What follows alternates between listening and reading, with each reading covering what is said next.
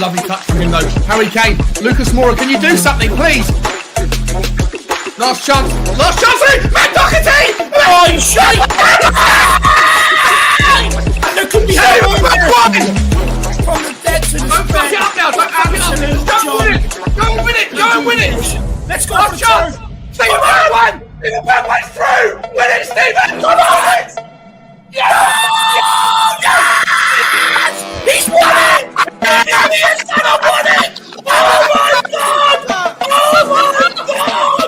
Oh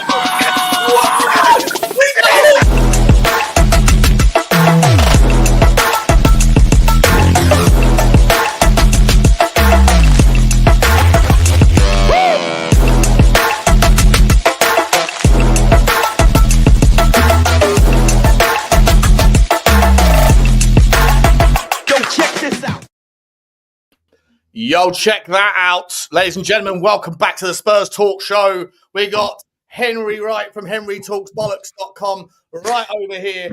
Downstairs, we got a debutant on the show. In fact, I'll give him the respect he deserves. Put him right on the top there. Tapping Toes, mate. Didn't get a chance to say hello backstage. How you doing, boys? How you doing, Toes? You okay, mate? Yeah, I'm good, bro. Sorry for the lateness. Honestly, I had a nightmare finding my camera. I've not actually sat down and recorded in weeks, and my camera was buried somewhere in my suitcase, so I was having a nightmare the last 20 minutes. But I found it in the end. So all good. It's great to have you on, mate. Great to see you on the channel. Henry, how are you, buddy? Yeah, good, mate. Looking forward to Thursday. Trying to look at some bars and and maybe a hotel in Bodo. But yeah, I'm looking forward to it, mate. How's things? I'm right, man. I'm just looking at that intro video. You know, it's out of date now. I need to update it. Berghvall's not on the picture anymore. There's no representation of Ange. And you know what? I've still got that piss stain on my trousers for when I get up and celebrate the goal. It's got to be updated. It has to be updated. It's going to happen if we get to the final and we get there. Guys, smash the like button if you're in the background there. If you're in the chat, hit the subscribe if you haven't already. Hit the notification bell and make sure at some point, preferably now, but ideally whenever, get over to Henry Talks Football and to Tapping Toes. Links in the title and in the description. Make sure you spread the love and subscribe to their beautiful channels. Boys, we've got a lot to talk about today in this show. I've got on the agenda, obviously, micro topics, macro topics with regard to all things Tottenham Hotspur. Before we get into what's going to happen at Europa, before we get into Ange, should he stay or should he go? Daniel Levy, can he recover from any more disappointments in things like these opportunities? And obviously, what do we look like in the summer? How do we go about this with backroom staff changes? Before we get into that, just want to spend a couple of minutes talking about yesterday's, the deadest of dead rubber games. Did you boys watch it? I'll be honest, I fell asleep in the second half, literally fell asleep. I was that bored. And I'm a little bit disgusted by, I get it. There's bigger fish to fry. But ultimately, there's a reason why 8 of those 11 players are not going to play on Thursday. It's because they can't even get themselves up to be professional about a London derby. Tobes, I'll start with you, mate. Did you watch the game and what did you think? I did watch it. It was a dead rubber. I was probably more disappointed with West Ham than I was with us, to be honest, because I feel like that showed that we're able to rotate to a decent enough standard when the majority of people are fit. I think if you look at that team, Bissouma and Sarr, they were starters last season. Spencer's arguably been our most informed fullback this season, alongside maybe Pedro Porro. Kulusevski, before he got injured, was everyone's player this season, was starting week in, week out. Tel's a new signing. Udogie is a signing we made in the summer that everyone wanted to see play more games. And Richalison was starting games for us last season. So I think from a lineup point of view, I don't think it was too bad, because I think it shows that if we make a couple of alterations to our squad, we should be able to rotate better and still be fairly competitive, right? But what transpired on the football pitch was not good. It wasn't a good offensive performance. It wasn't a good defensive performance. It wasn't really a good game where we controlled possession and progressed the ball through the lines well enough. And I think it speaks not so much to the players, man for man, even though I do agree with you that some of those players yesterday didn't perform well enough. I think for me, it speaks more to the fact that, like, we just haven't really been coached that well enough this season. And I think, most importantly, a lot of the attention is on next Thursday. I think yesterday's game was just about get in and get out with no injuries and try not to lose the game of football. That was really it. We've lost too many games. Try not to lose the game of football. Get in and out unscathed, and you could see that with the lack of substitutions he made in the second half as well. I think he only brought on like Micky Moore, and I can't remember the other player that the other one or two players that he brought on. So I don't know. I think it was only Micky Moore. Yeah, as bad as it sounds, I'm pleasantly surprised we didn't lose, because I think that's all we've managed to do in those type of fixtures this season and last season. And to be honest, I'm glad that we didn't pick up any new injuries. So yeah, onwards and upwards to Thursday.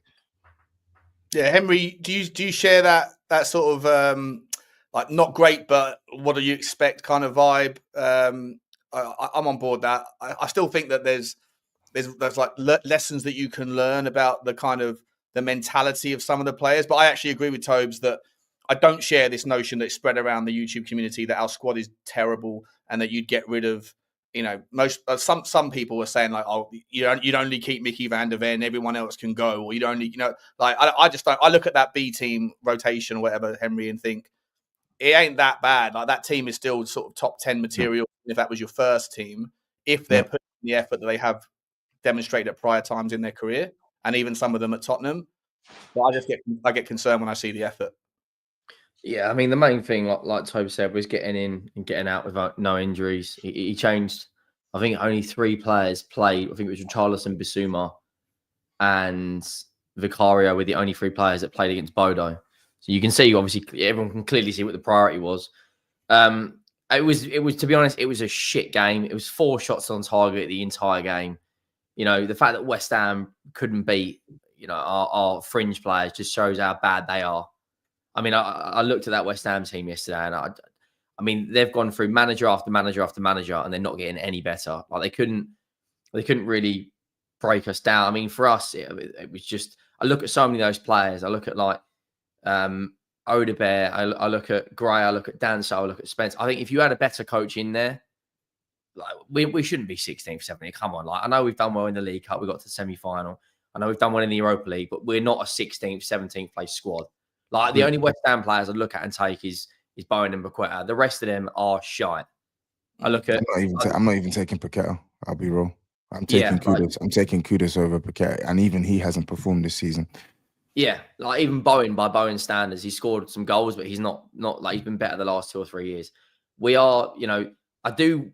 Looking at Thursday, I am slightly concerned. Looking at our injuries, like Solanke is a doubt, Maddison and Berghvall are out. But in terms of the game, like I'll be honest, I watched 60 minutes and I turned it off. I was like, this is just absolutely fucking pointless. We didn't want to get any injuries, and they didn't go for the win. In my opinion, it was like just see the game out, don't lose it. And in terms of like a lot of the players, like Kulu, like Tobe said before his injury, it was the player. A lot of people's player of the season. Since then, he's fallen off a cliff. Richarlison, I mean, Tel as well. I mean, what's he got? I think he's got 2 goals in 10 games for us.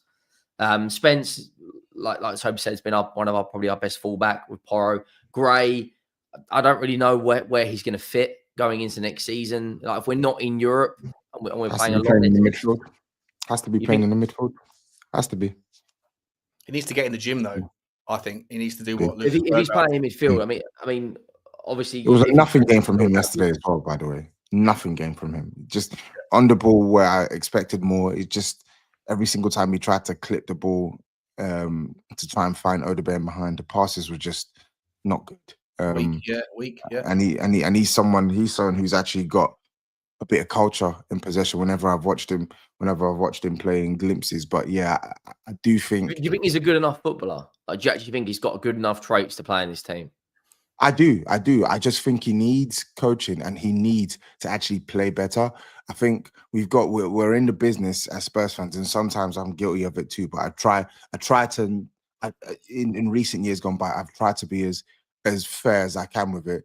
But I think we're in the business as a fan base of overhyping players for doing the bare minimum. Like when he came into the team and was playing centre back, he put in competent performances that you'd expect for a competent player at centre back, and you would have thought that he came in and was like this unbelievable revelation who was keeping clean sheets, this, that, and the third. We were still losing games. He wasn't pulling up trees. Like, he's someone who gave me glimpses when he was playing at centre back, when he's played at full back. Like, he's got some technical quality. I look at the Galatasaray game, for instance. He got murdered by their right wing back, but some of the passes that he played that game, I think it was even his pass that he clipped into to Brennan Johnson in the lead up to the goal that Will Lancashire scored. I think you look at some of his dribbles as well, like the way he's protected the ball in certain moments. Like, he's got ability. I think his ability is clear, but I want to see more from him in a Spurs shirt. And I actually want to see, I want to see more evidence of that £40 million worth of talent at 18 years old, because I don't think I've money seen to spend on a guy with no Premier League experience. This is it. Right? This is it. And that's why I don't buy this whole, he's amazing. No, he might well be, but let's actually see it. Let's actually see it materialize to a good enough point for us to be 100% certain, rather than overgas and overhype basic things. Do you share that same take with Mikey Moore? I don't, because I think I don't, because I actually think I've seen more from Mikey Moore than I've seen from Archie Gray. I think Mikey Moore, when he's played, there's been and to be fair, maybe it's harsh on Gray because there has been discernible quality with Gray, but I think Mikey Moore has played less than Archie Gray has played. But when Moore has played, I can see the quality. Typically he'll beat a couple of players when he's playing, and I've actually seen games where he's literally come on and he's ran the game of football for Tottenham, and 17 years old. So I look at his talent, and it's a bit like Gray. I think these guys have clear talent, but if we're talking about hype, who's probably lived up more to their hype, I think Mikey Moore's done that more than Gray, personally. Yeah. And then I even look at yesterday, the other player I wanted to mention. I know it was a nothing game, but I actually think we're seeing better and better performances from Matthys Tel in recent weeks. I believe that, and I think a lot of people will overlook it because we're not winning games and he's not scoring loads of goals. But if you look at his performances, his passing, his dribbling, his industry, and his effort, mate. If you look at yesterday, if 10 out of those 11 players, maybe 9, right? So I thought Danso put in a shift as well, but 9 out of those 11 players on the Tottenham side, that maybe they're thinking, we're part of the B team, right? Maybe we're harking back to the Conference League, Nuno, 18 B team thing, and they're like, well, you know what? If you don't think we're part of the first team or whatever, then I'll put my feet up and beach time. I don't like that. I think that's something. You start him against Bodo. Matthys Tel. Obviously, Solanke's a doubt. I think the Matthys Tel, Henry. When I first saw Lucas Berghvall, within 10 minutes, I'm a gut guy, I'm a gut instinct guy. In my business, in my life, you have to trust your gut with the way my world operates. And sort of, you might be wrong occasionally, but you hope that you can own that kind of ability to figure things out on an instinct. The first time I saw Lucas Berghvall, I was like, this guy is a kid and he's hungry. He's not intimidated. He wants the ball. His work rate is at all that stuff. That's a gold dust mental attribute that I love to see. And I don't know if he's good enough yet, but we'll figure it out. But I just love that part of him. And then everything's gone on with gone like this for Berghvall. With Matthys Tel, I see a guy that is hungry. He wants the ball. He's got a point to prove. Even in games like yesterday, his work rate, his effort, and his desire. His output isn't quite there yet, and he needs coaching. He needs acclimation time. He needs Premier League adaptability. He's certainly not perfect, and he's raw. But I think that the things you're looking for, that I look for in a player that you haven't got a big enough sample size to really judge the footballer on, I see something about his mentality, his character that I think we can work with, and I really like him. I do not get the people that say that they can't see it, because I think so based on that, would you? I mean, I don't know what the buy up is. There a buy option on his loan deal? There is. It's I think what is it, 60 million euros or something like that. But I think that price point is too high for me. I don't think we should do it at that price point. I think we should negotiate it down. If we can get it to maybe like 35, 40 million euros, I think that Spurs should do it personally, because I think that's enough that's enough money where it's not so much of a gamble and you can make it back. And when you look at the potential talent that you got in your hands, it's not the end of the world, and it shouldn't deter Tottenham from making more moves in the transfer window. Sorry, I just wanted to go back on a couple of comments I've seen as well on Gray. Make no mistake, I'm not lambasting Archie Gray. I don't think Archie Gray's had a bad season for Tottenham. I just feel like with the amount of money we spent, you would have wanted to see a player who's actually going to play in his natural position and show a lot more of the quality that I was told he has in the summer. And I don't think it's all down to him. This is why we said at the start, I think coaching is important here. We didn't see Gray start games for weeks on end, and then he gets thrown into the midfield in his, I would say, that was his first Premier League start playing in the midfield in the toughest away ground. It's not good management. You basically fed him. You basically fed him to the wolves, man. 100%. So I don't think he's been managed well enough this season. Personally, I think he's been competent at centre back, but I don't think the performances. I think two things. I don't think the performances as centre back have warranted a lot of the overgas. Sorry, that I've heard from Gray, and I also think his career hasn't been managed well at all this season. Yeah. I don't disagree. Henry, what's your take? So I do want to also bring in a tweet actually that I saw from Tobes a couple of days ago regarding Decky, because I think that there's an interesting take there that I kind of ran with on Twitter as well from you, Tobes. But Henry, just to finish off the Matthys Tel, Archie Gray conundrum, is it down to the players' talent? Is it down to the fans overhyping? Is it down to expectations versus reality of young guys? Is it down to man management? How do you sort of position those two players? Do you think that, you know, we all, like, a lot of our fans overhype players? Is it like we have a few good performances? Like, I remember last year, Udogie played 6 games or 7 games, and then we tweeted out. You're one of them. I'll hold my hands up for it. I wouldn't be sitting it. I'm not going to hide away. I've hyped up plenty of players, and I've shit on plenty of players. I'm not going to hide about it. In the same video. But yeah, probably in the same video, yeah. And then 3 weeks later, I'll change my opinion on it.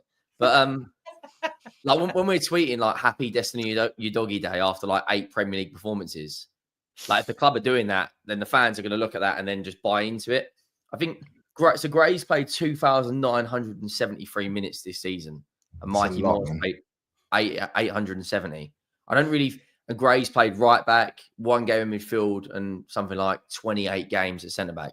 Mikey Moore's played 8 Premier League appearances and only played 125 minutes. Like, his best game was probably against AZ Alkmaar. Like, I think him and Tel are probably the only wingers with Odegaard. Well, no, that's not a lie. The only winger who doesn't do it is Brennan Johnson. He doesn't get on the ball and run at players. Mikey Moore wants to do that. I think of a better coach that comes in, he shouldn't be starting Premier League games, no way. Yeah. But 60, 70th minute, if games aren't going to plan, you should use him as an option. We give him like 5 minutes here, 5 minutes there. Like, he's not going to develop on that. Like, you look at, I'll compare it to same age as Yves Bissouma. Look at how long further ahead he is on his development compared to Mikey Moore.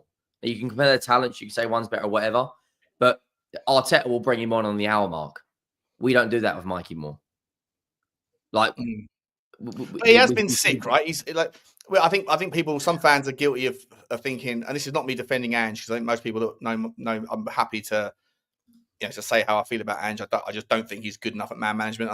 Whilst I thought he was a good pendulum swing in the right direction philosophically, I think if you were going to go down the youth-centric model of player acquisition, you needed to have a manager that wants to play those players. And from as much as the bright sparks of this season have been some of the emerging young talent, most of them were like fortunate mistakes or accidental because of injuries.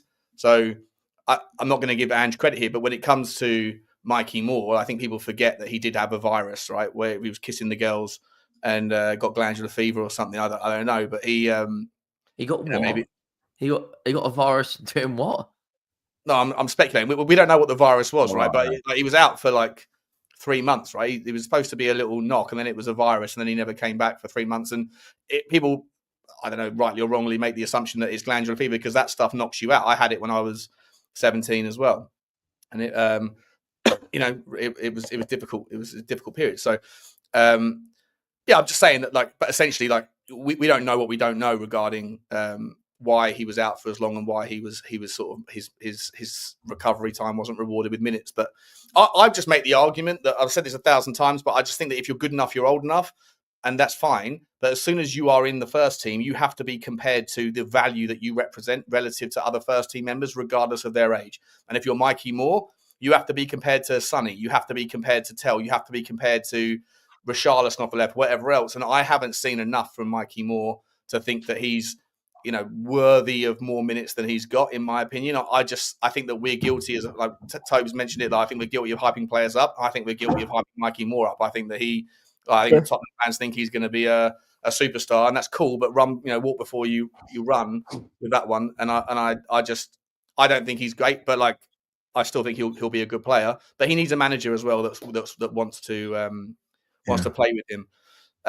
Unless you guys have got another take on that one, I want to ask you, Tobes and Henry, about Decky, because Tobes, I saw this tweet that you put out a few days ago, and I thought it was bang on the money. That a lot of people think that Decky is, 4 lungs, right, and absolutely insane. I think you were saying he's not being. I'm paraphrasing. I'll let you correct me here, but like I think you were saying he's basically he takes too long to get back into it. His form in the second half of the season, not just this year, but in multiple years now, is really poor in the second half. And I don't know if you guys, take it where you want, but like I agree with that, and I think that maybe that's because he works so hard in the opening stages of the season that he doesn't leave enough in the tank for the second half. And I think that he needs to manage his minutes and recognise that it's a marathon, not a sprint. Sometimes. I'll start with you, Toby. Yeah. It's an interesting one because it's God loves a trier, innit? And Kulusevski, if there's one thing you can say about him is he doesn't stop trying. Like, even if it doesn't come off, he doesn't stop trying, doesn't stop working hard. But I think with Kulusevski, it's very visible when he's off it. It's very, very visible when he's off it because he's a good technical football player, but his play just gets so sloppy when he's off it. And I do think there is an argument more so this season than previous seasons about player welfare and minutes management, better minute management, right? Because he played way too much football in the first half of the season. For me, you could see in December he was literally running on fumes. He was in the red, and he was still putting in some decent performances there. But I think towards the back end of December onwards, I think his performances have been absolutely catastrophic for me. If I look at what Kulusevski is meant to be for us, and I look at the talent level of the player, I feel like his performances, not for the first time, not for the second time, the second half of the season they've been shocking, man. They really have been. The passes have not been accurate. The decision making in the final third has been so wayward. The combination play hasn't really been there. He's not really on the same wavelength as other players. All the good things that you associate with Kulusevski, we've not seen. And yet all the bad things that you associate with Kulusevski, we've seen amplified times 100. So for me, there is lessons that we can learn from there this season, especially when it comes to, again, the man management, like knowing when to sacrifice your own selfish gain for the betterment of the team. And I think we didn't do that well enough with Kulusevski in the first half of the campaign. I think we were in the midst of an injury crisis, and the manager felt like he was forced to have to use the same players over and over and over again. But I do think within that, there was an opportunity to maybe take more risk and give Kulusevski more rest. We spoke about Micky Moore. Sean, I get that you didn't, like, you've not seen enough for Micky Moore's minutes to be justified. But when you're in a needs must situation, you have to be able to rely upon what you have at that point in time. And I don't think the manager did that well enough to protect Kulusevski. However, I'm not going to put it all down to fitness. I do think this is, for me, I put the majority of it down to player consistency and application. I really do, because Kulusevski didn't play as much minutes as he did last year, and yet we saw the same fall off. We saw the same boom from about probably October through to December last year. We remember Kulusevski putting in good performances. Man City away, Nottingham Forest away, Newcastle at home. Like, he put in some good performances. He scored against Bournemouth away. Like, he was putting in some good performances, scoring goals. And then from January onwards, he's putting in terrible performances. I remember Everton away when we drew 2-2, shocking. Arsenal at home, poor. Liverpool, poor. Like there are just so many bad performances. And the same thing happened in the season prior when Conte was there and he got sacked and Stellini came in. So for me, I'm looking at it and I think it's an application issue. It really is, because nobody can tell me Decky's a bad player. Kulusevski, like Kulu, is a good player. We've seen that evidence first half of this season. We've seen that evidence in various spells in the previous seasons. But for whatever reason, purple patch player. So you kind of like not even a purple extended purple patches. I wouldn't even say it's a purple patch, because like for me, a purple patch player implies that like you have a boom and then you do nothing. Like I don't see Kulusevski as a player who does nothing. I think he's doing the wrong things. He's doing the wrong things when he's playing now because he's so badly out of form. I look at it as a player who, for whatever reason, just can't piece together that consistency, right? And I think we're searching for Kulusevski to piece it for not even for every single game of the season, but for the majority of the season. We've not seen that yet in the Spurs shirt. We haven't seen it. So I think he needs to find his best self, especially now with no Maddison. He needs to rediscover his best form. And I do think going forward, we need to be better at managing the minutes of both players. I think it's a good thing for Tottenham to have two players that we see as viable options in that role. Next season, I think we need to manage their minutes carefully. Know when to play both. Know when to start one. Know when to bench one. Like I think we need to make a better job out of that, even with the injuries. Yeah, if the bid come in for Kulu in the summer, he's got 3 years left on his deal. Bid come in, would you? How much? I don't know what. I mean, let's just say hypothetically 60 million. Would you sell him? I don't see the. It's a 60 million. It's a it's a mad fee. I'd consider it. 50 million. I wouldn't sell him for 50 million because I'm like, I don't really like. What are we gaining from selling Kulusevski? That's what I want to know. Like, what do we gain from selling Kulusevski? Tell me. I'll tell you what you lose. You lose unique value. He's a player that has skill sets that when he's on. Okay, so where would you say very few people in the league that can do what he did? And there's very few people that have got the depth of touch, the ability to be 6'1" and look up like a dwarf in a basketball convention as much as he does. Right? He's always looking up, and he's power. He's a powerhouse and he's a stamina merchant, right? So like he has things that most players don't have. Okay, so based on that, where would you say is his best position in this team? It's in the midfield. For me, it's in the midfield. It's in the 10. I don't think he's an 8 personally. I think he's too careless in possession. I don't think he's a winger in this system of Ange Postecoglou. But to be honest, I think we need a new manager. Honestly, I think we need a new manager because Kulusevski, he's one of those players where you have to let him roam. And I think if you look at his best performances in the Spurs shirt, it's not been where he's been in one fixed, rigid position. It's when he's allowed to float. Like I look at the formations we play. I think it was Man City when we smacked them up 4-0, right? You look at a team that played that game. Officially, Kulusevski was playing off the right. He was playing right wing that game. But for me, that was a game where we were allowed to play him and Maddison, and we were able to form this sort of box midfield. You form a box midfield. You have 4 men in the midfield that allows you to be compact off the ball. And on the ball, there's more options in there. You can overwhelm the opposition, and he gets to roam. He gets a free roll. So he could be popping up on the right, but then he could pop up centrally or he could pop up on the left. Like, that's how we need to use Kulusevski. I think players like Kulusevski, players like Maddison, players like Son, like they need to be fluid. Like you can't just keep them in one place and say, yeah, you stay in that place. You stay in that place. That's where you're going to receive the ball. That's where you're going to make it happen. I think it's dead. And I agree with Sean as well. Like you don't have many players like Kulusevski in a lot of Premier League squads. Like I think he's a player that he's not going to complain if you put him on the bench for a couple of games, but yet he's also got the quality to come in and start a lion's share of games and perform like we saw in the first half of the season. And you can put him in You can plug him in multiple holes in the team. I think I said it to my friends at the start of before a ball was kicked this season. I said, for me, I really want him to be our Bernardo Silva, the old version of Bernardo Silva at Man City, where no matter where you plug this guy on the pitch, he's gonna come in and he's gonna give you quality because he's got. Maybe he's not as talented as Bernardo Silva, but he's talented. He's got good technical quality. He's got a good left foot. He's got solid vision. He just needs to cut out all of the inconsistency, and he just needs to cut out all the stuff. What's that? Do you think if a better coach comes in, you can kind of cut that out? So I think a better coach exemplifies his strengths more in our team. But I think it's up to him to cut out stuff that's holding him back.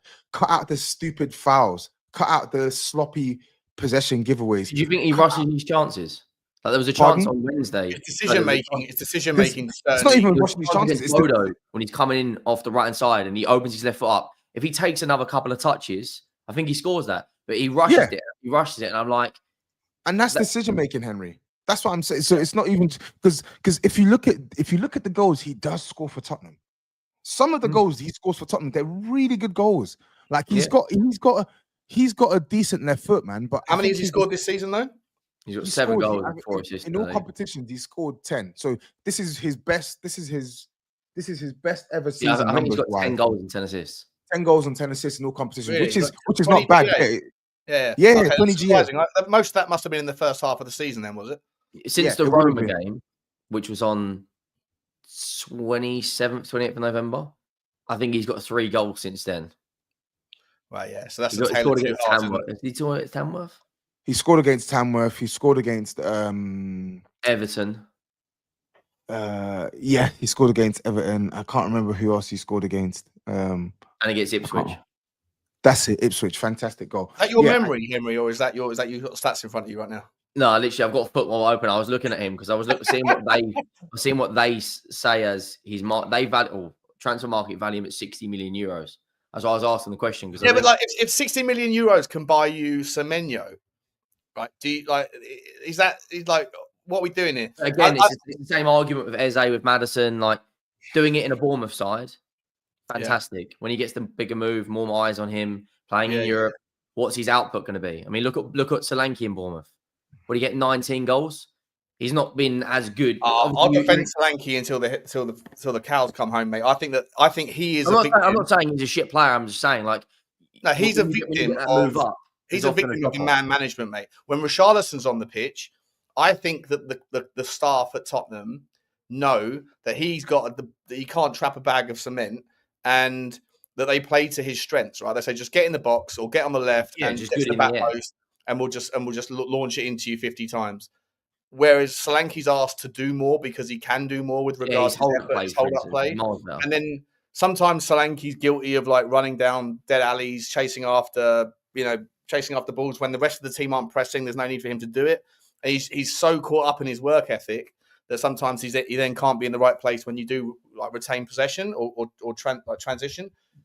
But I think that like in terms of value for the team, I think that Solanke, I still maintain. I know you guys all buried me on that debate the other week, but I'm not going to bury you. I think his hold up play is very good. I think he's passing out into the wide areas is decent. I just think we haven't created him like hundreds and hundreds of chances. But when he gets a half chance, he snaps at it. Like for what are we signing for? 50, 60 million? A lot of people would argue. A lot of money. A lot of people would argue his output this season hasn't warranted 60 million. But then again, but I think a lot of his work, a lot of his input is rewarded in players like Brennan Johnson's output. Agree. Brennan Johnson's another one who's got the output, but his overall performance is shit. But I think again, you'll find with a lot of players that we speak about, like it's similar to Kulusevski, similar to Gray, they're all at varying stages in terms of their contribution to the team. But you'll find that the discussion is consistent, which is that for whatever reason they've not been able to hit the mark to the standard that we expect. And there are several things that they can do, but we can also see how they're being hindered by how we play. Solanke is another one. Solanke, he scored the most headed goals of any Premier League striker last year. how many times have we put the ball in a position in the air for him to contest and meet and challenge the defender for? How many times? Only recently, and he He's got smashed two it headers, against Liverpool. Absolute worldy header against Liverpool. Yep. And he got that he good was header very against close. Chelsea. And he scored Very close the other night, against, right? and he scored against Newcastle, and he scored against Newcastle in the air. So like you get the point I'm saying here. Like he scored the most headed goals of any striker last season, and yet we're a team that are predicated on cutbacks to the back stick, like cutback. Like that's why I think both things 100%. But then both when we things played Forest, we put in 50 crosses for Richarlison. So like, yeah, exactly. We proved we can do it. So why are we not doing it to Solanke's strengths? Make this is it, and it's like that's why it's like two things can be true. Absolutely, I'm putting responsibility on Solanke to be better. I do agree with you, Henry. I think he rushes his finishes. He's always his finishes for whatever reason. He gives the opportunity for the opponent to block it. There's no poise or precision sometimes in these finishes. That's why like it's very rare when he actually like buries it like that goal against Aston Villa. Like that's a rare bit of composure if I compare it to some of the other goals he scored, because they're either close range or they're headers outside of the United second League Cup goal. Yeah, most of them have been like instinct, but I think he needs to. I think his movement in the box isn't good, and I think he's another one, Sean, that wastes because of the fact that like he can run. He wastes too much energy. You're 100%. wasting too much. You're wasting way too much energy, putting yourself in positions where you don't need to be. I love his industry. I love the fact that we've got a player who's very secure technically. You can bring others into play, but manage your energy better. But is that is that a player specific thing? Because I've always sort of mentioned that as far as I understand Ange Ball, and I, again, who knows what Ange Ball really is? Not Ange Ball, so I hate that phrase, but like the Ange model, where he's like, I abdicate the responsibility of the specifics over to the team. They're free to do what they want as long as they stick to the framework of what we like to do, which is always move forward and never a back part, all that kind of stuff. And that always relies on players that are thinking outside of the box, and then other players that are willing and ready to anticipate their teammates doing things that are unorthodox, and it creates problems that if you guess the wrong way, then you get transitioned on, yada, yada, yada. But for me, like, I remember in the second leg of the Liverpool Carabao Cup game, Matthys Tel comes on, and within 3 minutes or within 30 seconds, he's pressing, and he's turning around to Sonny and to everyone else going, come on, press, we've got to get the ball back. And they weren't doing it, right? And I'm like, that's confusing to me. And it's probably because the players are confused around what the instruction is. And I think that there needs to be better work on the training ground around triggers, right? If you're going to press like Solanke does, then you need to press as a team. There needs to be a trigger for something 100%. To happen when everyone goes, okay, now we press. But Solanke runs down dead alleys. And I love the work ethic. But to your point, Tobes, he's doing it solo. And that's just wasted energy, because a press is easy to walk through if 9 of the 10 are doing it. And if one doesn't, you can create triangles around it. But if he's the only guy doing it, then it's worthless energy absorption. 100%. And we see it happen constantly. Like I think our press is so uncoordinated. When it's on job, it's effective, but for the most part, it's consistently uncoordinated. Like it's consistently inconsistent, and you typically have people going in their ones and twos, and it's easy to beat. And it's like you're wasting all this energy outside of the box, and then inside of the box, you're not even making you're not putting yourself in the right positions. Like I think there was a game, which was the game where Brennan Johnson scored 2 goals, Southampton. There was a Southampton game where Brennan Johnson, I think it's his second goal, right? Jet Spence has killed them on the left-hand side all game long, and he's making the same cutback. Solanke, you still haven't sussed it out. He's only going to put the ball in one place. Pull your run back, and you're there. It's an easy cutback. It's an easy tapping, and he's making a run towards the ball. And I'm like, no, don't run there, because it's clear Spence is coming this way, so the ball's going to come here. Like you're running here, the ball's going to come here. So I think it's little things like that where Solanke, I don't know, like I feel like he's someone who I think he is a good striker, and he will score goals for Tottenham, but I don't think he's going to score loads of goals, and I don't think he sniffs he sniffs like the positions that he needs to be in, as well as someone like a Richalison. And Richalison is miles behind Solanke as a footballer, miles behind. He's not as strong, he's not as fast, he's not as technically gifted. Solanke is just a way better player, but yet, why is it that Richarlison is able to find himself in these positions? Pardon? He sniffs a chance out a lot. 100%. Like, he's a lot more 100%. Dangerous in those areas. 100%, and it doesn't even make sense because it's like when I look at the majority of Solanke's goals this season, they've been instinctive goals where like we have a header, the goalkeeper saves it, and you're there to tap it in, or you tap it in against Brentford, or you tap it in against Man United. So you have the ability to do it. You look at the goal against Chelsea, when we lost 4-3. That Solanke goal was fantastic movement. So he's done like a good out to in run, like he's hanged back. Oh, he's come back in. Not the header, the goal where he's like toe poked it. So he's got in a header. On the half volley. Yeah. And he's put us 1-0 up. And it's like you can do these things. You can score goals for Tottenham. Like you're a good player. Just because but is that down to him not making the right runs or us not creating? It's both. It's both. Clear-cut chances. It's both. Sorry, I've been. It's been quite long. What I'm saying. So those are the things I think he can do better. But as a team, we need to do better at playing to his strengths. Put the ball in the mixer where he wants it. Find his runs better because often he's isolated. When you look at the way we play, our game, our attack, everyone can see our attack. Our attack is predicated on what we do out wide.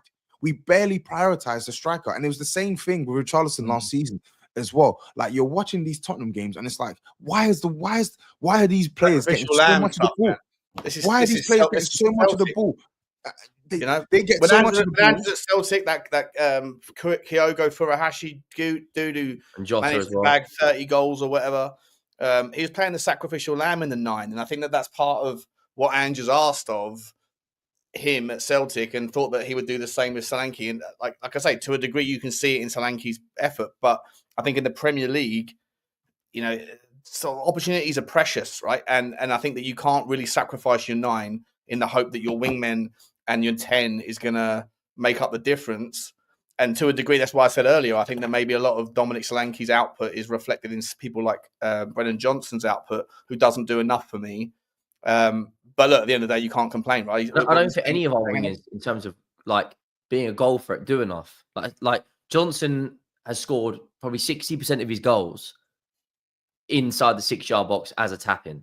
How many of our players create their own like chances on their own, beat a couple of players and get the shot away? It's more than 60. It's more than 60. It's more like 95%. Gets there, turns around, passes it back. Odegaard beats the man, but then the final ball's not good enough. The less of the back burner, the better. Then you look at Tel. When Tel will get there, and then the shot will go over. So or pigeonhole to the. So if we're going to play Solanke, we need to bring in wide men that can actually score. Like look at Semenyo, for instance, at Bournemouth. Scored a lot of goals this season, and a lot of those goals are not tap-ins. They're off his own back. Look at Buemo. He's the same. I know obviously a lot of these players are better than players we've got, but they're players that can create their own chances. I think Buemo is better than most of the players. I think this Europa League game, if we go out, touch wood we don't, to Bodo, I look at this transfer window, I don't think we're going to, like, people are saying we're going to go do 100+ million. The only way we're doing 100+ million, if we lose that, is if we sell Romero. I don't see a world in which... He's going to be sold anyway. He's definitely out, isn't he? I just don't see a world in which, like, no Champions League football, no European football, Daniel Levy's, like, I don't see a world in where he goes out there and we drop 100, 150 million. I think if we win the Europa League... I don't buy this bullshit from the Telegraph, from whoever it was, Matt Law, that we're crying poor. Bearing in mind, right, like I said this on yesterday's video, last season's numbers, we had a 4% decline in revenue relative to the year before. Last season, we had the fewest games in Premier League history in our European football as well. And no European football, and we got dumped out of the cups early. The season before that, we're comparing it to a revenue that had the Champions League football in under Conte, right?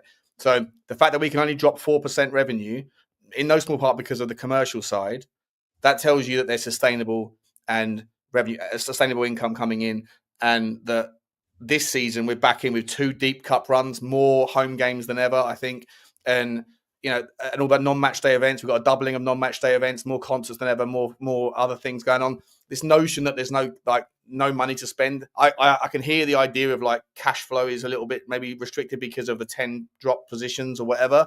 I can get on board that, But I can't get on board this notion that we can't push numbers around on a bit of paper and get creative with the way that you structure payments. I just don't subscribe to it. Yeah. I do think that Romero's obviously gone, as Toes was saying, and there's rumours out today that Porro is also a link to Man City for 80, as is James Maddison.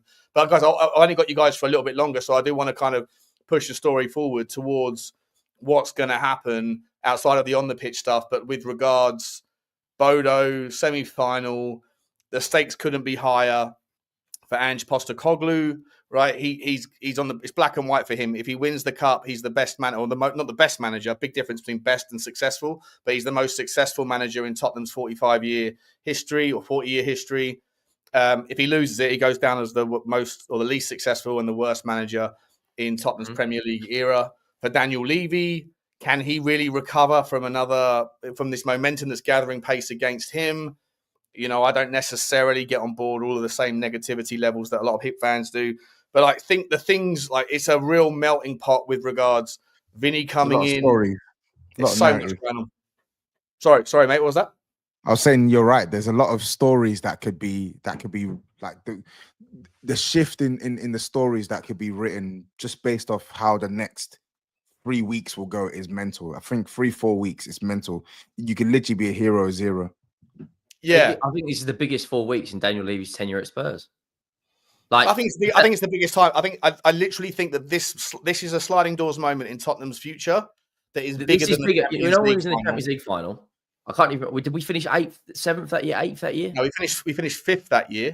So we finished 5th. So we still got Europa League football. If No, we lose, we finished 4th. We finished 4th that year because we were playing Bayern Munich the season after in the Champions League, and we lost 7-2, didn't we? We got spanked by them. Yeah, Nabry got the 4 goals. Like, this is the sliding doors phrase is perfect, because if we win the Europa League, you get the prize money, you get the Champions League revenue. We've got 8 games in the Champions League next year minimum.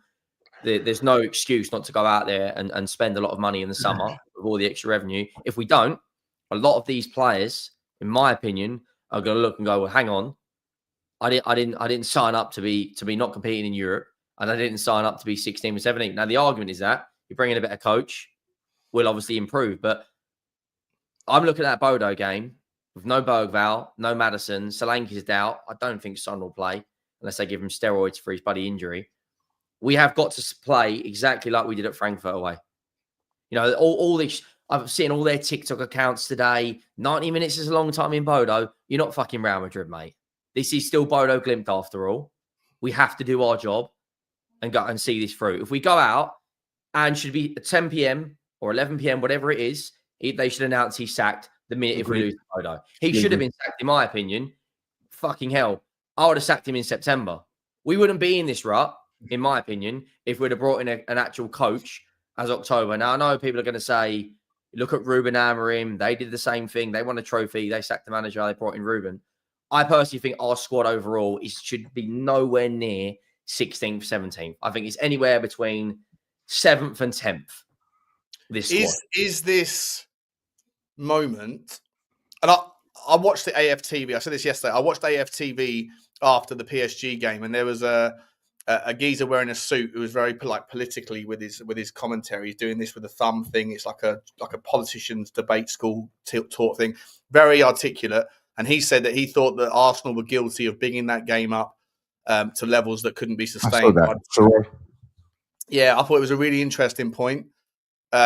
Yeah, the Real Madrid did it in the first leg. And I worry that, well, he was saying that, like, the teams that just do bits in Europe that are just familiar with that environment, they're not going to be putting out the content levels, and the fans are like talking about these things like it's now or never, do or die, and all this stuff. Just added pressure. I wonder whether Tottenham are doing the same. But for Tottenham, I genuinely do think that this next month is more important, given the fact that Aston Villa are new boys to the table. Newcastle are going to be consistent threats at the table.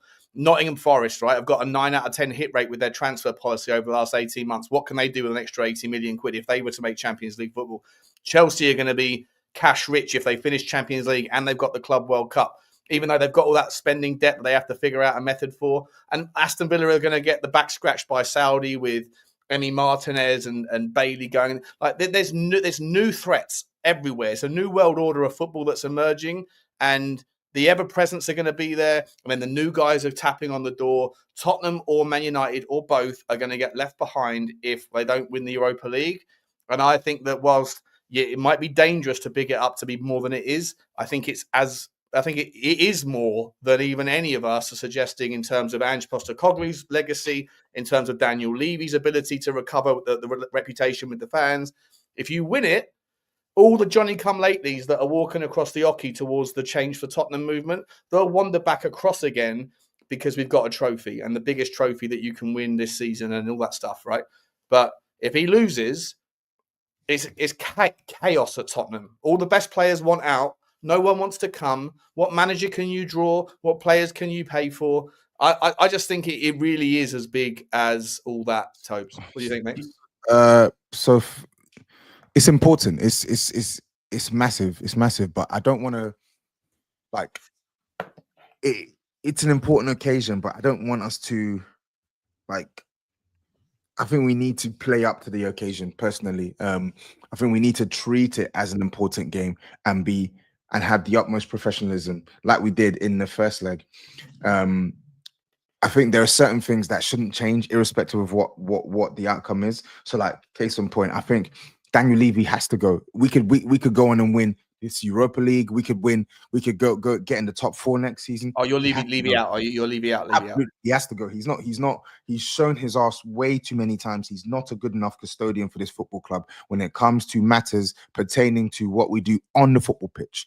When it comes to commercial deals, financials, fantastic. But as a guy who is responsible for being the final voice when it comes to decisions that we take on the football pitch, he has to go. I've had enough of that. He has to go. Same for Ange Postecoglou.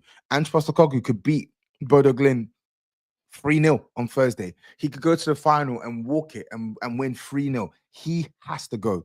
He has to go. So there's no reward for meritocracy in your mind, no? No. For me, he has to go. You cannot perform.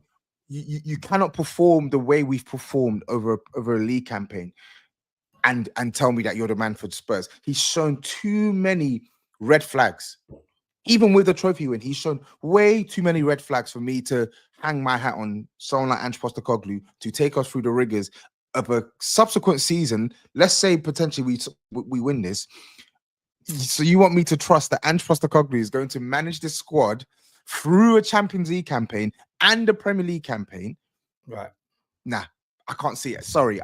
That's one of my worst nightmares at this point in time as a Spurs fan. Having seen what we've seen this season, I don't want him anywhere near the Spurs job next year. So those are two things that, for me, I think the narrative shouldn't change. Daniel Levy doesn't get any credit if he wins the trophy? My issue isn't credit. Like, you can give him credit. Like, I don't think Daniel Levy's been all bad at Tottenham. I'm not one of these Spurs fans who subscribes to, oh my God, it's just been nothing but tragedy. I think he's brought good things to Tottenham. He has. And I think there are certain points where his way of working was beneficial for Tottenham. I used to enjoy the whole Wheeler Dealer Levy when we used to get the likes of Gareth Bale, Van der Vaart, Luka Modric, Jermaine Genius. Like, it was good back then, but times have changed. The club evolved. Yeah. We broke it. We broke a ceiling that meant that we had to evolve as a team. And I think he's tried to evolve with the exactly. He's good. It's almost like, Bill Foley at Bournemouth, right? Doing amazing things, but how do these teams go to the next level and stay there consistently? You need someone that's ready, like any business in life. At some point, you might need 100%. Someone to come in and advise you, because you've taken this team or this company or whatever from here to here. Yeah. But at this point, you're swimming in a bigger pool and you're up against bigger challenges, and you need someone who's going to help you. And if you're not willing to take your hands off the reins, like he clearly isn't, then bro, you look at like, if I look at the like, there have been so many sliding doors moments in Tottenham's seasons in years gone by that have just shown me repeatedly that you're not the guy for us anymore. You're just not. I can even go as far back as 2011 when we were third in the league. When we were third in the league, we were flying across all cylinders, right? With Harry Redknapp. January transfer window comes. The squad is small, mind you. All it takes is two free players. Sprinkle some stardust there, and Spurs can do something serious here. But what do we get? We get Ryan Nelson on a free transfer, Luis Saha on a free transfer.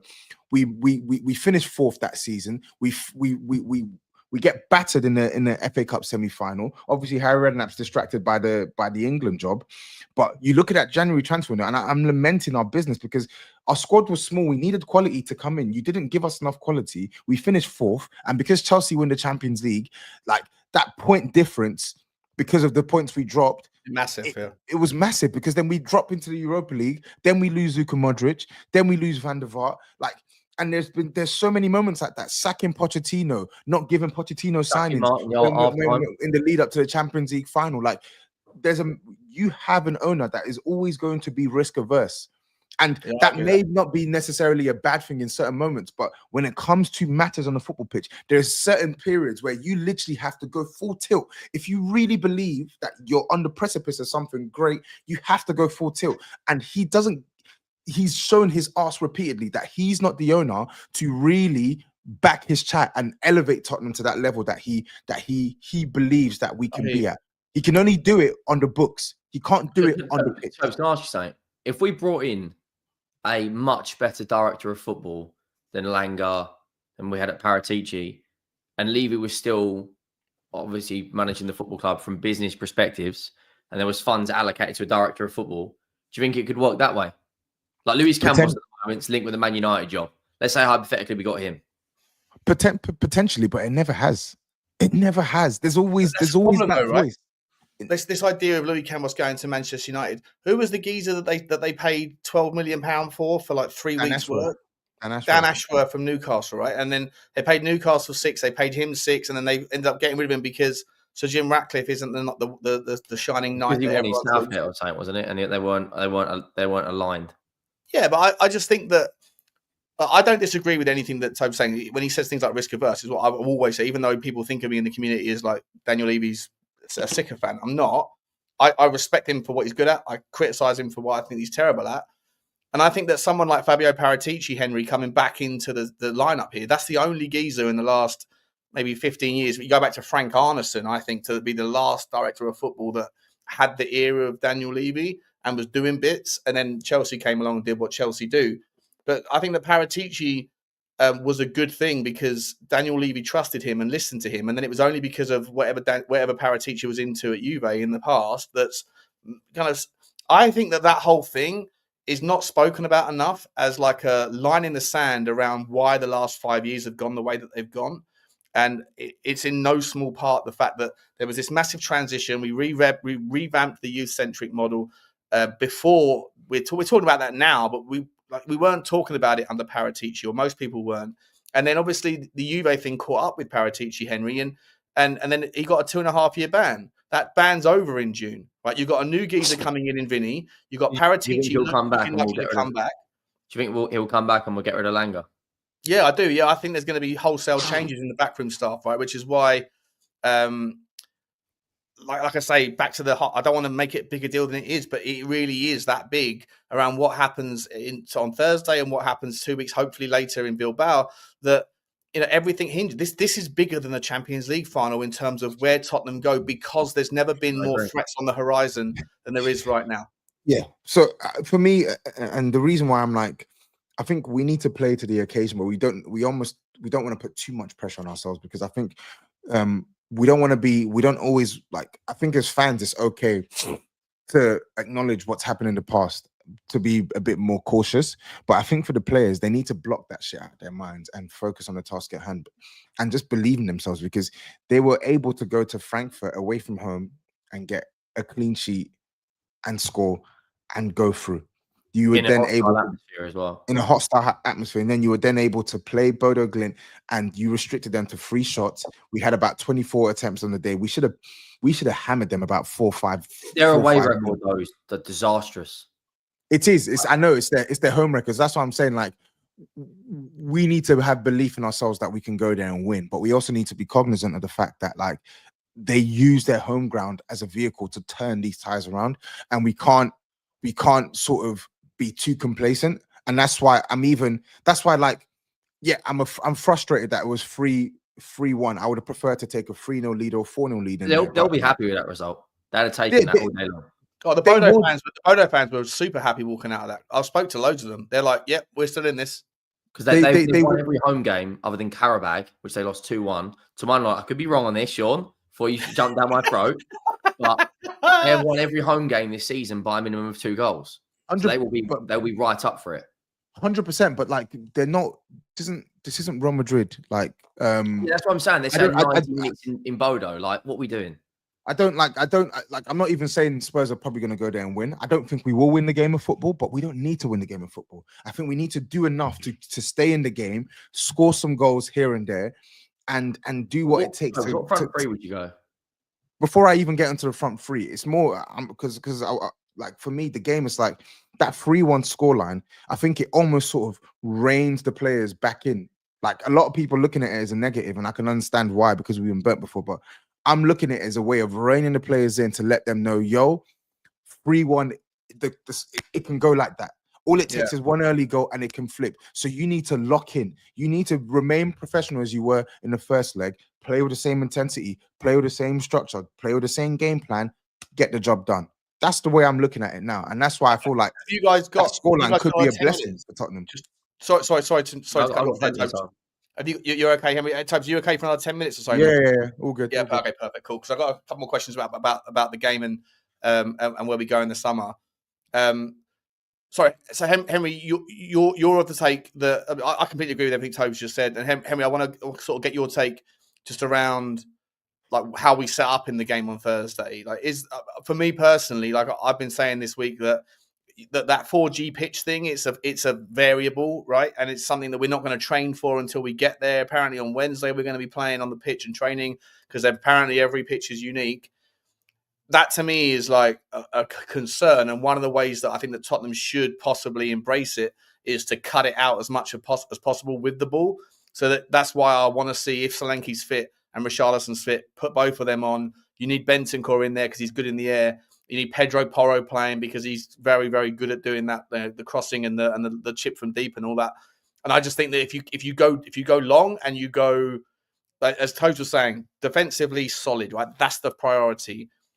But then when you have the ball, if the variable is the ground, is the pitch, and apparently they soak it so much that it zips with like an extra quick half a second, like quicker. Yeah, they're gonna do everything in their power to amplify the value of that pitch, right? All the it's set to snow. It snowed yesterday. We're not used to these conditions. It's a small, very tight pitch. There's like 10,000 seats or whatever it is. Like, there's gonna be a lot of things we're not used to. But let's make no mistake. We are by far the better team here. But would you go long? Like, I think get the ball off the turf as much as possible when we have it.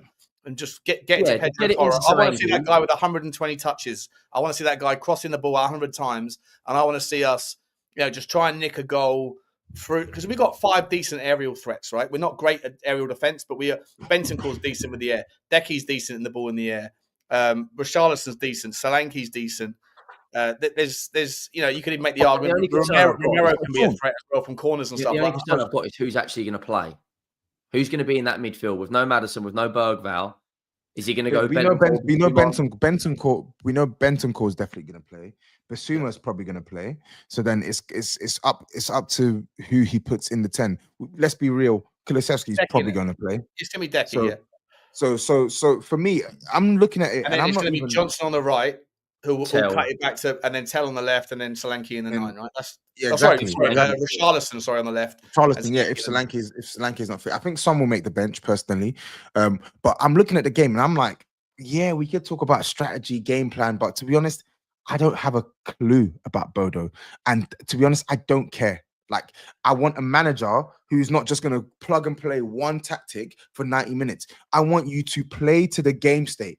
If you see that the opportunity presents itself where we can get joy from going long, then instruct them to go long. If you see that it changes and it's not working, Richarlison's not holding up the ball, but hey, wait, we could play it on the ground and they're pressing us a lot on our right, but maybe we can build that through the left. Do that. I want to see some actual management. I want to see coaching. I want to see some coaching and I want to see some strong performances. Like, get it into the players' heads, like what they need to do in this game, and then be clear in your instructions and please, for the love of God, make the better decisions in this game, whether it's through the substitutions, whether it's through player instructions, whether it's player positions. Please just manage this game properly. And I'm not just saying that to the manager, I'm saying that to the players. Manage the game properly, please. Yeah, professional, be on your toes, no sloppiness. That's the only thing about Bissouma, right? When Bissouma's on in the 6, I think there's benefits to him because I don't like Bentancur in the 6. I think Bentancur is good with the ball at his feet in the 6, but I think he can, if you go to the games, I know Tobes, you do, I know Henry, you sometimes do. Obviously, I go, I feel like when I watch Bentancur, when we have the ball, but it's not near him, like so let's say it's up with Matthys Tel or Johnson or whatever else. I know exactly what you're going to say. I think Bentancur's touch tightness is his rest defense is horrendous. And I Terrible. think when we get transitioned, his gaps in his positional sense is wildly poor. And that's why I don't like him. Do you think that's him or do you think that's Ange? Because I see it too. He's a bit like a headless chicken. He literally just wants to change. He just wants to. His DNA is an 8, mate. He's an 8. The amount of times that I see when Tottenham are close to winning the ball back, when an opposition team have the ball in our final third, he's like, as soon as he sees there's some sort of like, I don't know, physical duel or whatever, ground duel, he's on the pounce, ready to play the 8 and like to get up the pitch. And I'm like, you got to train that out of yourself. You're playing in a 6. You have to think like a 6, and you have to make sure that you're doing one back before you pounce. And he's waiting for other people, Henry, to like. Do you not think Ange should set up our midfield in a way in which we're not getting him to do that? Like, look at yeah, possibly. But Ange also abdicated. He said it 1,000 times. When in the game, it's over to them to figure it out. But do you think it's just lazy management, to be honest? Do you think? Because I don't know. In the Bodo game, what I quite liked with him picking both Bissouma and Bentancur is it didn't feel like we had just one player in the 6 in that game. 100%. Bissouma playing in the 6 allows Bentancur to be freer to do what he does well. And that's good as long as Bissouma's on. And he was on in Bodo, but yesterday he was back to his usual bozo gene, nothing between his ears, you know, and that really like worries me because you just don't know what version of Bissouma you're going to get. Agree. He's very volatile in terms of his form, but like I actually like the way we set up against Bodo on Thursday because it's like Bentancur, okay, he had a bit more license to go and chase, knowing that there's someone to be there. But I think he'd always come back. Like, I don't think the distance between Bentancur and Bissouma was big against Bodo, and it allowed us to win the ball back well. Like, I felt we won the ball back very, very well. As soon as it came to our midfield, with the midfield area, we'd win it back well. And you'd always have those two basically play next to each other. And I think that's the way to go Thursday. Don't make it a 4-3-3. Don't leave one man there on the island to basically to do the job to press 2-3 players. Like, let them play next to each other. Be compact when you need to be. And then when there's an opportunity for maybe one of the midfielders to take a bit more license further forward, then do it. Like, it sounds so simple what we're saying, but like these are things that we've struggled to see consistently all season for Tottenham. Like the basic things, bro. It's the basic things. I hear you. Henry, how would you go in the midfield, mate? Would you pick Bissouma and Bentancur? I think that's the only option you really can't. Like, I wouldn't throw Sarr in. Berghvall's injured, but it's going to have to be Bentancur and Bissouma. Kulu has to. He's got to work like there is no tomorrow in this game. The same as whoever's up front, because they're going to be physical, and as soon as that whistle goes, they are going to be up for it. For the first 20 minutes, I think we will be very pragmatic. I don't think we'll have a lot of ball in the final third. I think we'll be clearing our lines, getting the ball up to Solanke or Richalison, getting them to hold up the ball, trying to get it out wide to Johnson and Tel. But that midfield, I mean, little things like they had the weekend off. Everyone in the Norwegian league played, but Bodo and their opponent had the weekend off. So I think that's the difference, though, right? UEFA versus. Yeah, that's the limitation of having like conglomerate fucking leagues and then they're overarching UEFA. UEFA shouldn't allow their individual leagues to do that stuff. It's offering. We can't even get Aston fucking Villa to be on our side for by the way, Aston Villa are on the sly. Aston Villa are becoming a real problem, and they're like, I think they're becoming a bit of a bigger rivalry for Tottenham with the Matty Cash bullshit, with the league sort of performances, and now this, like saying no to our request for a Premier League change. Like I That slowly, game, I that hate game- Aston Villa more than I hate West Ham right now. And that Villa game, obviously, if we get to the final, it's 3 days before. Just do exactly what we did against West Ham. Just play, rotate heavily. But like Bodo have got their three main players back. They've got their captain, they've got their winger, and they've got their midfielder back. So they are the fact they've had a little rest and all these little excuses, narratives about the weather and it's a 3G pitch or whatever it is, 4G pitch. We should still come away there 1-0 or a draw. Like this Bodo Glimt team have got they've beaten everyone at home, whatever. We just went to Frankfurt, in which is supposed to be the most hostile atmosphere in Germany, come away with a clean sheet. Don't get me wrong, they had some chances, but they didn't take them. I think that Frankfurt team is far superior to this Bodo Glimt team. Like Frankfurt are third in the Bundesliga. It shouldn't be. We should be going there with no fear, with confidence. Yes, Bodo are probably going to have a lot of the ball, but we should trust ourselves in our defending. I actually think we play better when we have less possession, if I'm entirely honest, mate. Like our best performances this season, Brentford away, we was a counter-attacking side. Man City away, we was a counter-attacking side. 100%. If we play like that against Bodo, there is absolutely no reason why we don't make this final. You know, 100%, mate. 100%. There probably will be late. There's not going to be the late run of Maddison into the box and a long ball over the top from Porro, but a coach should have. We should have different variations of attack. Not putting 50 crosses. I hope that we're doing the same thing with Decky this week. I really do. Yeah, but I don't think Decky's in the. I don't think Decky's in the form right now. You know, I don't think rushing chances. Is he? People are saying he's carrying a knock. Is he fatigued? Is he overplayed? Like, there's a lot of things there. My big question mark is going to be is if Solanke doesn't play, like Richalison has got a big job on his hands. Because those two you'll live up to it. As much as I don't rate Richarlison as a Tottenham Hotspur level footballer, you can't knock the guy's passion. He's an absolute passion merchant. It's that Brazilian gene in him, that Portuguese, whatever. He loves it, and I know he's not going to let us down this weekend. Boys, I want to move on to the last topic because I've already over what I asked of you. But I just want to have one last topic with you, if that's okay. Before I do, guys, there's about 600 people here that have been here for the most part early this afternoon. Really appreciate it. Make sure you smash a like, smash a subscribe, and get over to Henry and to Tobe's channels. Their links are in the title and in the description below. Please make sure that if you're sub to this channel, you're sub to theirs. Spread the love because it's been a really cool chat.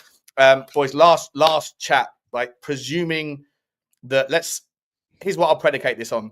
If we get past Bodo, Manchester United have scored essentially 1 goal a game in their Premier League form this year, which means if we were to extrapolate that, I know it's Man United and I know it's cup football and I know we beat them 3 times, so the argument that we can't beat them a 4th is just weird negative thinking. But if we can score 2 goals, which we usually can, then we could do it. What I want to know, boys, is what is your not dream world, what's your thought processes around where the plugs need to be? I'm just for the argument and for time's sake, assume we do win, right? And so we don't have to worry about replacing players that would only want to leave if we don't win. Obviously, Romero wants to go anyway, fine. Pedro Porro may or may not be tempted by City links, fine, whatever. But just on a basis of the gaps that we need to improve on in the squad, where do you think we can realistically go? Who is it? What positions? And how does that look in terms of what we do in the summer? And I know it depends on the manager. Hypothetically, we were to win the Europa League. Hypothetically, we win the Europa League. Hypothetically, we have a manager, whoever it is, that continues in some same vein of what we're trying to do here. Maybe a little bit more sort of defensively minded, but still a 4-3-3. Where do you see the needs? Where is the major holes in the squad for you guys? I'll let you go first on this one, Henry, mate. So, I mean, you're probably looking at 100, and we'd probably spend 150 million, I'd imagine. Well, we need a 6. I would look at a 6. Obviously, a centre-back replacement if Romero goes. I know some people might say play Danso and then bring someone else in. We need a 6, a centre-back, a winger, because there's no guarantee we're going to sign Tel. Werner's going. I don't really trust Brennan Johnson that much. I would look at also a fullback. Centre-back. A left-sided centre-back or a right-sided or versatile? A right-sided centre-back probably. Because David's still plug in, providing he's here. I know he's not like the, a 10 out of 10 player, but he can still cover. Are we saying if Udogie and put one of those goes, or are we saying if they stay? Because I still, there you go. I think even if we win the Europa, I think Wherever you fancy, mate. Just tell yeah. us. So I'd look at a fullback, a winger. I'd probably a 6, and maybe another attacking midfielder. Now we if we don't win the Europa League, I think Romero, Porro, and maybe another midfielder goes. Any names in the 6 role, just out of curiosity? Who's the player at Brighton? Is it Belieber? I mean, he's going to have 8, 9, 10 clubs after him. He looks good. Yeah, I'd look at someone like him. I mean, I know we've spoken about on this channel 100 times. Edison, is he a 6 we can put in there, or it depends on the manager. He's the same sort of. He's like a Dougie Louise, right? He's an 8, but he's good enough to play in the 6. It depends on if the manager wants to play a lone 6, and you look at someone like Belieber. If he wants to come in and play a double pivot, then you could probably get away with signing Edison alongside someone else. But then the argument is going to be though, if we bring in Belieber, where does that leave Archie Gray? Because his development going into next season. You've got to earn it, mate. I'm sorry. I want Archie Gray. Are we then going to go and spend another 60 odd million or 70 million on Belieber, and you're looking at 110 million for them both, and Archie Gray still doesn't really fit in here. And also, if you bring in Belieber, you're probably going to look at one of Bissouma or Bentancur go. I probably think it will be Bissouma. We say he doesn't fit, but he needs to actually get game time to tell whether he doesn't fit or not. But if you're done, Henry, I'll go with mine. So for me, based on the circumstances you mentioned, Sean, definitely, I think we need, on the basis that Romero leaves, I think we need 2 defenders. Personally, I think we need a right side. I think we need a right side and we need a left side defender. When I say left side defender, we need a left side defender that can't. We basically need like a. So Arsenal have done it quite well when you look at players like, not so much Calafiori, because I think he's injury prone. He's a sick note, but he's got the talent. I'm looking more towards like a Timber. So like Timber, he can play fullback, but he can play centre back. And I think we need that type of player on the left hand side. We just need a new like left a Hansco from Feyenoord or someone like him. Yeah. Like I've not really watched him like that. Or that. So, Hincapie from Leverkusen. Hincapie's a good example. Yeah, good example. Someone a bit like Hincapie in terms of positions, but doesn't have to be Hincapie, but someone who they can scout and they know, similar to Van de Ven, that like, you know what, if we play this guy left of a back 3, he can thrive. If we play this guy left back, he can thrive. If we play this guy left centre back, he can thrive. Like that's the type of player we need on the left hand side. So I think we need 2 defenders. I think we need another midfielder in the base. Doesn't have to be like ideally a 6, but like it doesn't have to be this out and out. He only has to play by himself, because I think we need to move towards a 4-2-3-1. Personally, I think if I look at our midfielders, the characteristics suit a 4-2-3-1 rather than a 4-3-3. If you had maybe like a Adam Wharton, it's going to cost big though. But I would love to see someone like Adam Wharton playing our midfield, because then how much do you think he's cost? He'll cost at least probably 60, at least 60 million. I think more than that. If Palace win the FA Cup, they'll get into Europe. They could just sign him 12 months ago for 20 million quid, man. That makes me sick. Exactly. And it's jarring, because it's like he's someone I would like to see alongside a Gray or alongside a Berghvall, because I feel like Spurs are missing players in the team who can, in the midfield especially, who can pass. Like I want someone who can get the ball and he's automatic with his passing. And Wharton, he's a fantastic passer. Like he hits it first. Would you go and get like a Joe Bellingham from Sunderland? I've not really watched him enough to say. Like Gray. It's another rich player. I've not really watched him enough to play. I know he obviously won young player of the year in the championship, but me personally, I'm not really looking at Job, because I feel like Job, based off what the little I've seen, he's more of an 8. He's more of an 8 / playing in the advanced area.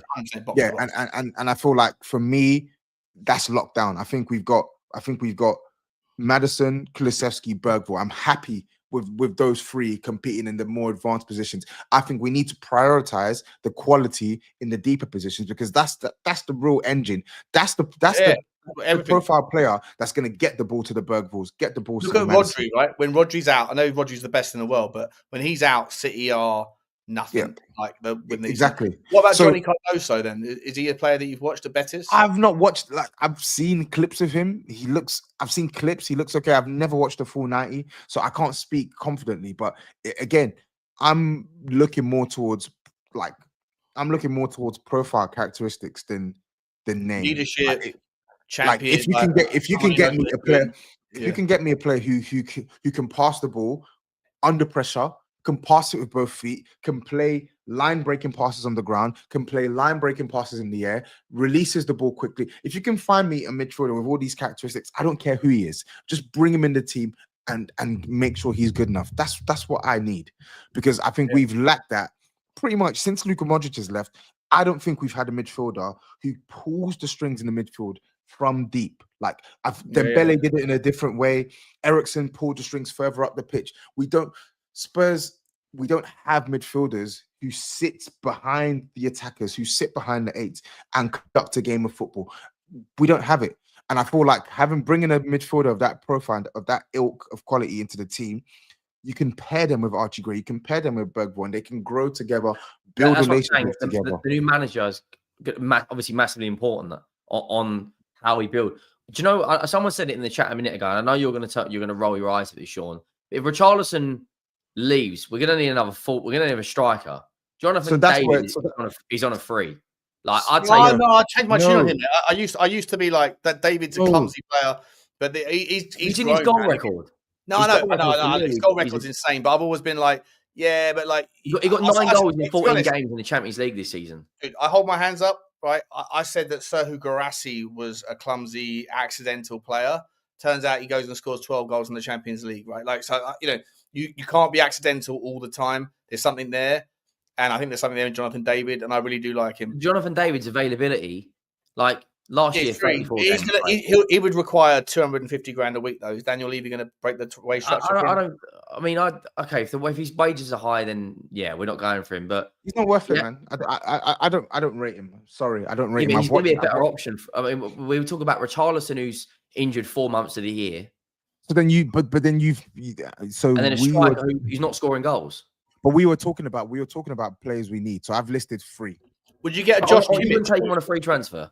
Would you do a deal? Would you do a deal, guys, just quickly, with Bayern Munich?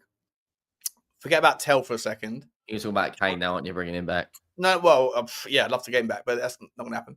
But Josh Kimmich, right? I know he's just signed a new deal to extend down in Munich, but he is the guy that, to me, first of all, he's versatile, right? He's got loads of minutes at centre-back, loads of minutes at right-back, obviously mainly in a DM role, but he comes with everything you just said, Tobes. Right, like he's got a passing range on him that is like undeniably just sensational. He's got leadership. He's a bit of a dickhead. Apparently, the guy, like the personality of the guy, is like Roy Keane-esque. He's talking about bringing him to Spurs. Yeah, I'm saying like he's on 380 grand a week. We're not paying that. No chance. Is that how much he's earning? 384,000. Yeah. Sorry, Kimmich is a pipe dream. I don't even associate Kimmich and Tottenham, even when he was available on a free. It's a pipe dream. Kimmich and Tottenham, it's an oxymoron. It's never going to happen. I'm looking at, if I look at the last 2 players that I want to bring in, so I've said 2 defenders, a midfielder. I'm looking at a new striker, and I'm looking at a new winger. I want 5 players. I think we need 5 players. That's what I'd do. What winger and striker would you look at? I'd look at bringing in a right winger, most definitely. And then I don't know what striker. Or would you? I know we're looking at Diblin, but I think again. No, I don't want Diblin. New Korean player, Mikey Moore. We've already got young players. Nope.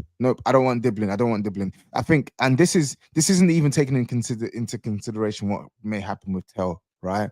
I don't know what's going to happen with Tel. As I said, I've given my thoughts on Tel as the signing at the start of the show, and I'm sticking to that. But I still think if I look at the options, Son is on his last legs. So then we have Odebear, Mikey Moore, Brennan Johnson.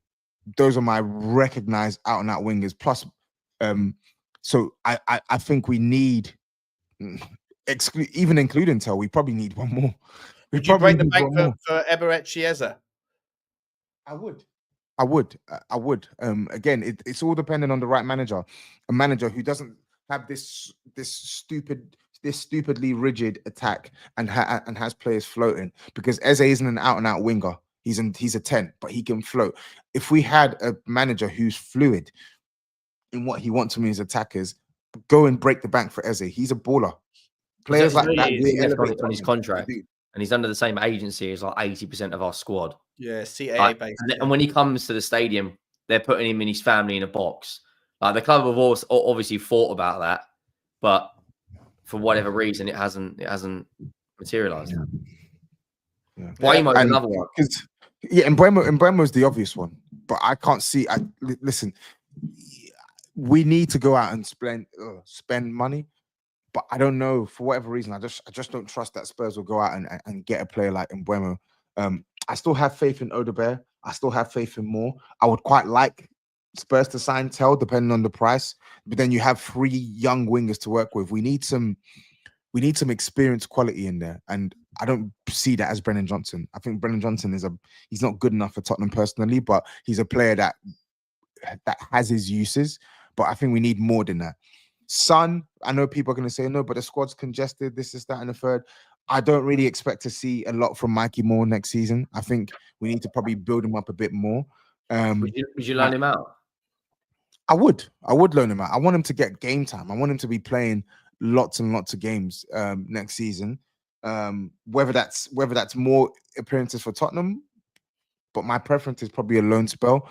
And I don't see Son. I feel like Son. I want him to finish his. I don't want us to sell him to someone. I want him to sort of like stay beyond 10 years and get a testimonial. I want him to get a proper like fitting send off. But I also want us to recognize that at this stage of his career, there should be others playing week in, week out, and he's the icing on the cake. He shouldn't be the batter. He shouldn't be the batter, and like he's not the one that you build the cake with. You put him on top. So when you're chasing a game of football, you can sprinkle a little bit of Sun. That's where I want us to get to next season. So I hear that. I hear that. Lads, look, fantastic chat. Really enjoyed it. Guys in the chat, make sure you smash the likes to Tapping Tobes and Henry Talks Football. Henry, what's coming up on your channel, mate? Anything worth keeping an eye out for? I don't know why you laugh every time you fucking say that. No, you guys are laughing. You guys are laughing. That's all. There's no Arsenal or Liverpool videos coming out today. Don't worry about that. Lies. They will be on Wednesday. But obviously we're going to Bodo. So there'll be probably a lot of content out about that. But today, I mean, look at the moment. I mean, everyone's obviously just waiting for the European games and the transfer window. Like this season, in terms of like the Premier League, like the title race, in my opinion, was done in January. Like the relegated teams have all gone up and come down. Like it's literally top 4 now. That's it. It's top 4 to play for, or top 5, and the Europeans. It's a little bit like dead in terms of topics. I see today that, I know you mentioned it earlier, City are after Maddison. I know they're also in for Gibbs White. I don't think they'll come in for Maddison. I think if what we did do you call him earlier? Sorry, Morgan Sniffs White. Yeah, Morgan Sniffs White. I actually saw your tweet last night. I think that's bang on the money. Like the quality downgrade in like not only going from De Bruyne to Gibbs White, but like Man City going after players for Nottingham Forest. Like unless they're special players, like you got players like Florian Wirtz out there who's perfect for City, who's not available for like 100 million. I know but they're talking about 70 million for Morgan Gibbs White. Like, by the way, we were promised the outcome of about 115 charges in March. Yeah, it's delayed. I don't know what's going on there. I've got no idea. There's something fishy as fuck about the fact that it's now May the 5th. And shout out, by the way, to VE Day. I forgot to mention it at the start. To anyone who's watching, who's got family that are in the military and that, like, big up to all of you. Big up to the history of our country and all that stuff. But in terms of sorry, Henry, I interrupted you, mate. So content wise, we're just going to be shameless until Thursday, and then Thursday's going to be. No, we're not going to be. We're going to have a look on the minute at some transfers and kind of see what's what. But yeah, I mean, Toby, you're not going to Bodo, are you? No, I'm not. I'm not going to Bodo. They're going to Bilbao, Tobes? I booked it, but I can't make it anymore, so I've had to cancel my flights. I've got basically long story short. I've taken off too much leave in a short space of time. I've literally just come back from holiday. I'm going on holiday again, 1st of June for 2 weeks, and Every time I see this guy on Instagram, he's either on a plane or fucking drinking a cocktail, dancing somewhere in another country. Yeah, but Henry, half of it is for work. Half of it is actually for work. Listen, I'm only taking the piss, but like I see an Instagram story, I'm like, he's going away again, and then obviously it's for work. Like you're back to America like every month, and that's actually why I can't go. That's why I can't go Bilbao, because I need to be. My work they basically need me to be in Dallas that week, and I booked the Bilbao flights like 3-4 weeks ago when they were at good prices. I think I paid something like £260 for flights. And now I've only been able to get back 140 out of it. So I'm down £120 because the other ones I've got non-refundable. So I'm pissed. I've lost out on money. Huh? Yeah, no. When did you book your ticket to Bilbao? I put my ticket to Bilbao January the 3rd. I bought a ticket because I ain't got enough loyalty points to get one via the club. So I went to some shameless tickets out or whatever. I shouldn't say this on the stream because I'll probably get blacklisted. But yeah, I paid a lot of money, and then I booked the hotels, and they gouged my eyes out. And it is what it is. I'm down. How much did you pay for the hotel? I paid for 3 nights. For 3 nights in Bilbao. I'm staying like 800 meters from the stadium in a nice place outside of Guggenheim. But I paid like basically the Bilbao trip's going to cost me £4,500. And if Tottenham don't get there, I'm going all the way there to see Bodo versus Man United. But at the end of the day, like if it's not Tottenham, how much with me going to Bodo? What's that? And then 1,400 quid for the flights to Bodo and the ticket. But listen, at the end of the day, what I did on Thursday night was take a little bit of time to go and meet a couple of the Helgas and the Svetlanas outside the stadium, and there were some absolute smoke shows. Got a couple of numbers, and I said, if I can, I'll find you in Bodo on Thursday, and then even if Tottenham don't make it and Bodo beat us, I'm still going to be out in Bilbao. So I'll marry my Helga, mate. I'm meeting my fucking princess, mate. I'm getting my Scandinavian princess. Come love nor fucking shine. I am getting my princess at the end of this season. That's the only takeaway I'm going to get from this season. Boys, Tobes, what's coming up on Tapping Toes, mate? You said at the start that you haven't done much content recently. I don't really do. Outside of the big six, I don't really do much content on my channel. I just react to stuff. So I might put out a video on my thoughts ahead of the game because I haven't done a preview in a long time. So I might do that maybe tomorrow or Wednesday, and then it'll be the usual post-match reaction on Thursday. And then it will be me reacting to the Crystal Palace game on Sunday as well. Perfect. That Palace guys, last thing, that Palace game is going to be weird because obviously they've got the FA Cup final the following week, and we're going to be preparing for a final. Yeah, it'll be West Ham reincarnated, won't it? I know a lot of the Irish contingent. I know Dave and Dermotron and all that are coming over from Ireland for the Tottenham game. So I wasn't going to go, but I'll be there to see those boys. Listen, guys, absolute sensational debut from you, Tobes. So I'd love to see you again, mate. Thank you very much for coming on, mate. Really appreciate it. I know you're a busy guy and I really appreciate it. Henry, great to have you back on the channel, mate. And look forward to doing more with you over the summer. Guys in the chat, make sure you get over to these boys' channels, show your love, and we'll see you for some more content. In fact, actually, there's a video coming out in about an hour on this channel that's talking about outrageous transfer links that have emerged since Fabio Paratici is looking likely to get back. Either way, guys, we'll love you and we'll leave you and we'll see you in the next one. And as always, come on, you Spurs. Peace.